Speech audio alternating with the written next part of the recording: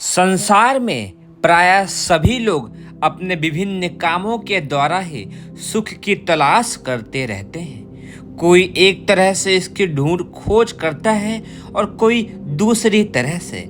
इसके लिए अनेक तरह के साधनों को इकट्ठा करने की होड़ बढ़ती जा रही है। पर ऐसे लोग जिन्होंने ढेरों के ढेरों साधन सामग्रियों को बटोर लिया है, उन्हें भी अशांति, शोक, संताप से घिरा देखा जा सकता है। ये सभी सुविधाएं मिलकर भी उन्हें इससे छुटकारा दिला सकने में समर्थ नहीं है। ऐसी स्थिति में सवाल यह उठता है कि वास्तविक सुख कहाँ है, इसे कैसे पाया जा सकता है। विचार करने पर पता चलता है सभी साधन सामग्रियां आखिर जड़ ही तो हैं। इनमें अपनी कोई सामर्थ्य नहीं है। न तो कोई पदार्थ किसी को सुख दे सकता है और ना ही दुख। पश्चिमी मनोवैज्ञानिक एरिक फ्रॉम ने अपनी पुस्तक मैन फॉर हिमसेल्फ में लिखा है, समय मनुष्य की चेतना सुखोन्मुख होकर पदार्थ से संबंध करती है वह सुखद लगती है।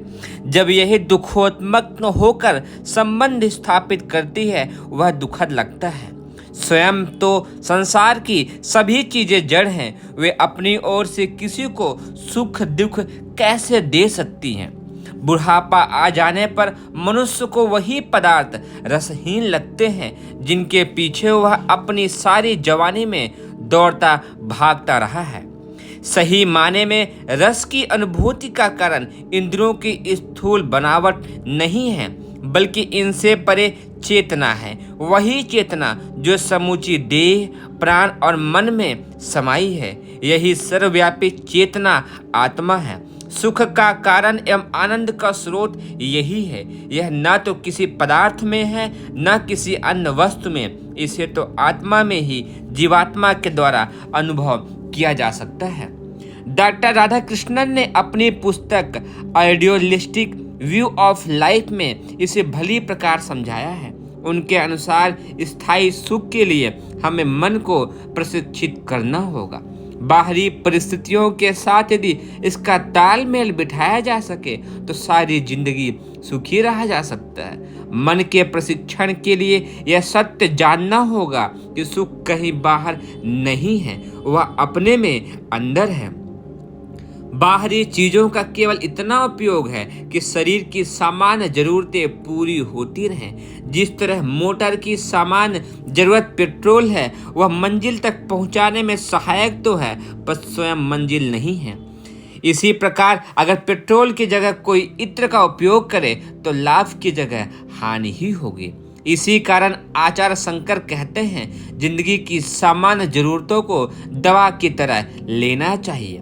दवा को ना कम लिया जा सकता है और ना ज़्यादा। इसे ठीक ठीक मात्रा में ही लेना चाहिए। इसके लिए मन एकाएक तो तैयार नहीं होगा, क्योंकि अभी तक इसकी दौड़ भाग बाहर खोजने में ही रही है, धन संचय में ही रही है। इस उल्टी गति को सीधा करना होगा। जे कृष्णमूर्ति के शब्दों में यह प्रयास पूर्वक मन को अपनी सत्ता के केंद्र के आत्मा के साथ जोड़ा जा सकता है। मन हर प्रकार की परिस्थितियों से तालमेल बिठा सकेगा, क्योंकि बदली हुई परिस्थिति के अनुसार बाहरी चीजें, भोग, सुख की सुविधाएं न होकर जिंदगी की सामान्य जरूरतों को पूरा करने के लिए जरूरी साधन है, जिन्हें हम कम से कम लेकर काम चलाया जा सकता है।